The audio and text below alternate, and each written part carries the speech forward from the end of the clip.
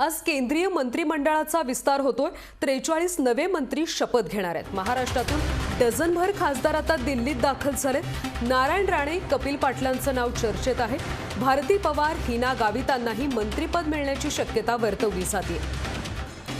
आज केंद्रीय मंत्रिमंडळाचा विस्तार होतोय, त्यामुळे महाराष्ट्रातले डझनभर नेते आता दिल्लीमध्ये दाखल झालेले आहेत। 43 नवे मंत्री शपथ घेणार आहेत। नारायण राणे, कपिल पाटील यांचं नाव सध्या चर्चेत आहे, तर भारती पवार, हिना गावितांनाही मंत्रिपद मिळण्याची शक्यता वर्तवली जाते।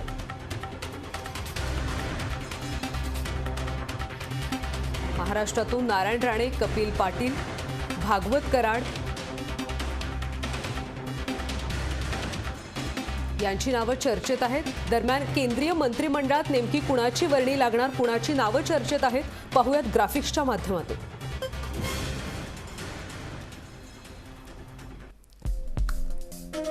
नारायण राणे, कपिल पाटील, हिना गावित, भागवत कराड यांची नावं सध्या केंद्रीय मंत्रिमंडळासाठी चर्चेत आहेत। तर एकूण 43 नवे मंत्री शपथ घेणार आहेत। महाराष्ट्रातून अनेक नेते खरं तर आता दिल्लीत दाखल झालेत। दिल्लीत सकाळपासून या सगळ्या घडामोडींना चांगलाच वेग आल्याचं पाहायला मिळतोय, कारण नारायण राणे, कपिल पाटील हे सध्या दिल्लीमध्ये दाखल झालेले आहेत आणि त्यासोबतच या सगळ्यांची नावं चर्चेत आहेत। भारती पवार, हिना गावित, भागवत कराड, नाईक निंबाळकर या सगळ्यांची नावं सध्या चर्चेत आहेत। त्यामुळे या चर्चेतल्या नावांपैकी नेमकी कुणाची वर्णी लागणार हे पाहणं आता महत्त्वाचं ठरणार आहे। आज केंद्रीय मंत्रिमंडळाचा विस्तार होतोय, मोदींच्या मंत्रिमंडळाचा विस्तार होतोय। देशभरातून खरं तर 43 नवे मंत्री शपथ घेणार आहेत। महाराष्ट्रातून देखील अनेकांची नावं सध्या चर्चेत आहेत। अनेक मंत्री, अनेक नेते सध्या दिल्ली दरबारी जाऊन पोहोचलेले आहेत। नारायण राणे, कपिल पाटलांचं नाव सगळ्यात जास्त चर्चेत आहे। त्यासोबतच भारती पवार, हिना गावित यांनाही मंत्रिपद मिळण्याची शक्यता वर्तवली जाते। या सगळ्याबद्दल अधिकची माहिती घेऊयात। आमच्या प्रतिनिधी विश्रांती शिंदे सध्या आपल्यासोबत फोन लाईनवरून जोडल्या गेलेत। विश्रांती, आपण बघतोय की दिल्लीमध्ये खरं तर सकाळपासून या सगळ्या घडामोडींना चांगलाच वेग आल्याचं पाहायला मिळतंय। महाराष्ट्रातून नेमकी कोणती नावं सध्या चर्चेत आहेत? विश्रांती, नक्कीच कल्याणी, पंतप्रधान नरेंद्र मोदींच्या मंत्रिमंडळातील सर्वात मोठ्या फेरबदलाला आता सुरुवात झालेली आहे। आज सायंकाळी 6 वाजता होणाऱ्या शपथविधी सोहळ्याची तयारी जी आहे ती पूर्ण झाली असून संभाव्य मंत्र्यांची नावं देखील जी आहेत ते समोर येतात आहे। नावांवरती शिक्कामोर्फत जे आहे ते सुरू झालेलं आहे। पंतप्रधान नरेंद्र मोदी जेव्हा केंद्रीय मंत्रिमंडळाचा विस्तार करतील तेव्हा अनेक नवीन चेहरे जे आहेत ते समोर येऊ शकतात। नवीन चेहऱ्यांना देखील संधी मिळू शकते। महाराष्ट्रातून जर बघितलं तर 4 मंत्र्यांची सध्या नावं पुढे येतात। ते नारायण राणे असतील, कपिल पाटील असतील, भागवत कराड आणि भारती पवार या 4 जणांची नावं जी आहेत ती निश्चित करण्यात आलेली आहेत। परंतु 6 वाजेपर्यंत आपल्याला थांबावं लागेल, तेव्हाच कळेल। आधीच महाराष्ट्राचे जे 6 मंत्री आहेत पाठोपाठ या 4 मंत्र्यांचा देखील समावेश आहे। त्यामुळे महाराष्ट्रातल्या सध्याच्या मंत्र्यांपैकी कोणाला डच्चू मिळतो का हे देखील पाहणं महत्त्वाचं ठरेल। त्याआधी जर बघितलं तर मंत्रिमंडळ विस्तारापूर्वी 4 मंत्र्यांचे जे आहेत ते राजीनामे दिलेले आहेत। त्यामध्ये केंद्रीय शिक्षण मंत्री रमेश पोखरियाल निशंक यांचा देखील समावेश आहे। कामगार मंत्री संतोष गंगवार यांचा देखील राजीनामा जो आहे तो दिलेला आहे। सदानंद गौडा, देबोश्री चौधरी यांनी देखील राजीनामा दिलेला आहे। त्यामुळे आज सायंकाळी 6 वाजता खरं तर केंद्रातील मोदी मंत्रिमंडळाचा जो आहे तो विस्तार होईल आणि त्या अगोदर जे आहे ते पंतप्रधान नरेंद्र मोदी संभाव्य मंत्र्यांची भेटी घेतात। ते भेटीगाठी चालू आहेत। सर्व देशभरातून जे आहे ते मंत्री आहेत ते पंतप्रधान नरेंद्र मोदींच्या घरी आहेत आणि नव्या मंत्रिमंडळामध्ये जे 43 नवे मंत्री असतील शपथ ग्रहण करणार आहेत त्यांचा देखील इथे समावेश आहे। राष्ट्रपती रामनाथ कोविंद यांच्या उपस्थितीमध्ये खरं तर सगळे मंत्री जे आहेत ते शपथ घेतील। कल्याणी, नक्कीच विश्रांती, खरं तर आपण बघितलं तर अनेक नेत्यांची नावं सध्या चर्चेत आहेत, पण या सगळ्या नेत्यांपैकी सध्या महाराष्ट्रातले किती नेते दिल्ली दरबारी आहेत आणि किती जणांनी पंतप्रधान नरेंद्र मोदींची भेट घेतली?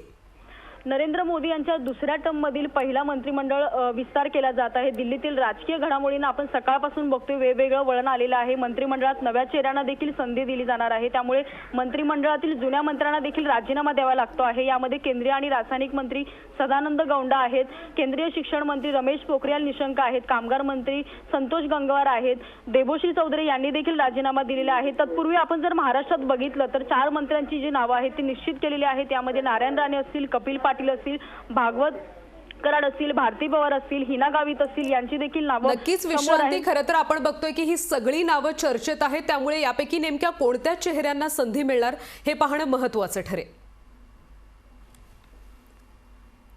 यावर आपण अधिकची माहिती घेऊयात. आमचे प्रतिनिधी निवृत्ती बाबर सध्या आपल्यासोबत जोडले गेलेत. निवृत्ती, आपण बघतोय की राज्यातून अनेक नेत्यांची नावं सध्या या मंत्रिमंडळ विस्तारामध्ये आघाडीवर आहेत, चर्चेत आहेत.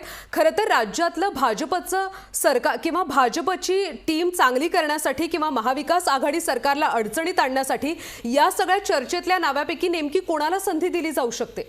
निवृत्ती.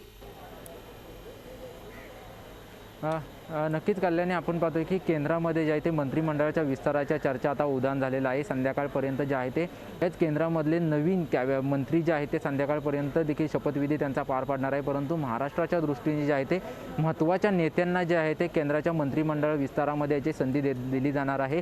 आणि त्यामध्ये सर्वात महत्त्वाचं नाव आहे ते म्हणजे नारायण राणे, कपिल पाटील, भागवत कराड आणि भारती पवार अशा 4 महत्त्वाच्या नेत्यांची जी आहेत ती नावं आहेत. एक नारायण राणे यांचं महत्त्वाचं नाव आहे ते म्हणजे शिवसेनेमध्ये अगोदर होते आणि ते आता काँग्रेसमध्ये गेलेले, त्याच्यानंतर भाजपमध्ये ते गेले आणि आता त्यांना जे आहे ते भाजपच्या मंत्रिमंडळामध्ये खरं तर त्यांना स्थान दिलं जाणार आहे. ते राज्यसभेवरती खासदार देखील आहेत. सर्वात महत्त्वाचं म्हणजे शिवसेनेला आणि महाविकास आघाडी सरकारला कोंडीत पकडण्यासाठी जे आहे ते नारायण राणेंचं जे स्थान जे आहे ते महत्त्वपूर्ण मानलं जात आहे. त्याच्यानंतर कपिल पाटील असतील किंवा भागवत कराड देखील औरंगाबादमधून जे आहे ते राज्यसभेवरती खासदार आहेत. भारती पवार देखील आहेत आणि यांच्या 4 मंत्री आता जे आहे ते ह्या 4 जणांची नावं जी आहेत ती पूर्णपणे जी आहे ती मांडली जात आहेत. परंतु याच्या अगोदर जे आहे ते 6 जणांना जे आहे ते मंत्रिपद देण्यात आलं होतं. त्याच्यामुळे या 6 जणांपैकी कोणाला डच्चू दिला जातोय, कारण की ही 4 नावं आणि अगोदरची 6 एकूण असे 10 खासदार जे आहे ते 10 मंत्रिपद जे आहे ते महाराष्ट्रातून होऊ शकतात. त्याच्यामुळे या 6 जणांपैकी अगोदर कोणाला डच्चू दिला जातो, नंतर या 4 जणांना संधी दिली जाते, हे पाहणं महत्त्वाचं असेल. परंतु ही 4 नावं जी आहेत ती महत्त्वपूर्ण मानली जात आहेत, कारण की याच्या अगोदर जर आपण पाहिलं तर नारायण राणे महाविकास आघाडी सरकारमधल्या अनेक नेत्यांना जे आहेत किंवा महाविकास आघाडी सरकारमधल्या सरकारला अस्थिर करण्याचा प्रयत्न जो आहे तो नारायण राणे यांच्याकडून केला जात होता. कोकणातून खरं तर भाजपला भक्कम बनवण्यासाठी कुठेतरी भाजपचा जो हा प्रयत्न जो आहे तो प्रयत्न यशस्वी होतो की नाही पाहणं महत्त्वाचं असेल. हे 4 मंत्र्यांची नावं पूर्णपणे माहिती होत असताना यांच्या मंत्रिमंडळामधले 4 मंत्र्यांना देखील राजीनामा द्यावा लागणार आहे. जे शिक्षण मंत्री रमेश पोखरियाल आहेत यांनी राजीनामा दिला अशी माहिती मिळते. आणखी काही नावं पुढे येण्याची शक्यता आहे आणि संध्याकाळपर्यंत जो आहे तो हा शपथविधी पूर्ण पडणार आहे. राष्ट्रपती रामनाथ कोविंद जे आहेत ते गुप्ततेची शपथ जी आहेत ती यांना दिली जाणार आहे. परंतु संपूर्ण मंत्रिमंडळाचा विस्तार होत असताना खरं तर महाराष्ट्राचं लक्ष या विस्ताराकडे लागलेलं आहे, कारण की याच्या अगोदर जर आपण पाहिलं तर नारायण राणेंना जे आहे ते कोकणातून थेट दिल्लीला बोलवण्यात आलं होतं, परंतु त्यावेळी विस्तार झाला नव्हता. आणि आता 2 दिवसापूर्वी जे नारायण राणे जे आहे ते कोकणातून थेट दिल्लीला गेलेले आहेत. जेव्हा कोकणातून ते दिल्लीला निघाले होते त्याचवेळी जे आहे कोकणातल्या संपूर्ण जनतेचं जे आहे तो कोकणातला वाघ दिल्लीच्या तख्तावर गेला अशा ज्या भावना होत्या तेव्हा त्यांनी व्यक्त केल्या होत्या.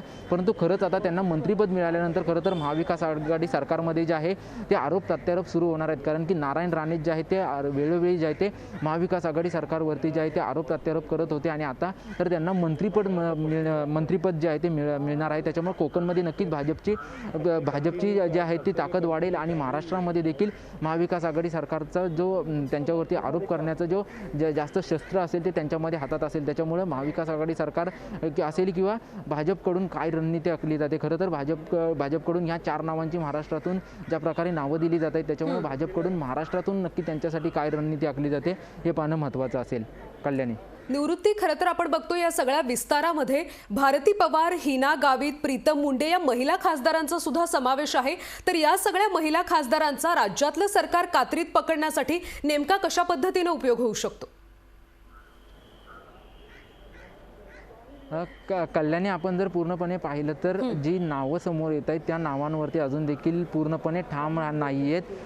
अनेक नावं समोर येत आहेत, परंतु जी आपण सुरुवातीला नावं घेतली ती नारायण राणे, त्याच्यानंतर जे मोहन भागवत कराड जे याचे औरंगाबादच्या खासदार आहेत त्यांची नावं जी आहेत त्यांच्या नावांवरती शिक्कामोर्तब झाला अशी माहिती येते. परंतु भारती पवार असतील किंवा हिना गावित असतील अशा महिलांच्या नावांवरती अजून देखील मंत्रिमंडळामध्ये जी आहे ती चर्चा केली जाते. मोदींच्या निवासस्थानी जे आहे ते संपूर्णपणे पण याविषयी चर्चा केली जाते। परंतु ज्या प्रकारे महाराष्ट्रामध्ये अनेक नेत्यांना जे आहे ते म्हणजे भाजपच्या अनेक खासदारांना जे आहे ते मंत्रिपद दिलं जात असताना महिला आघाडी देखील वाढवण्याचा भाजपचा जो प्रयत्न आहे तो प्रयत्न देखील पूर्ण असेल। त्याच्यामुळे महिलांना देखील मंत्रिपद देणं हे देखील भाजपचं कर्तव्य असेल, कारण की याच्या अगोदर जर पाहिलं तर स्मृती इराणी असतील किंवा अनेक महिला मंत्री असतील यांनी भाजपला वाढवण्याचा जो आहे तो प्रयत्न केला होता।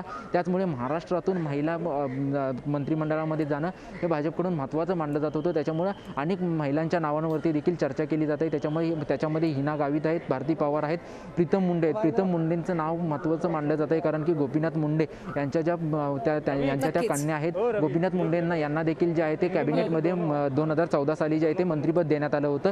परंतु 2019 मध्ये त्यांच्या नावाची चर्चा केली जात होती, प्रीतम मुंडेंच्या नावाची चर्चा केली जात होती। नक्कीच निवृत्ती, त्यामुळे या सगळ्या महिला खासदारांची नावं सुद्धा चर्चेत आहेत। त्यामुळे आता नेमकी कुणाला संधी मिळणार हे पाहणं महत्त्वाचं ठरेल।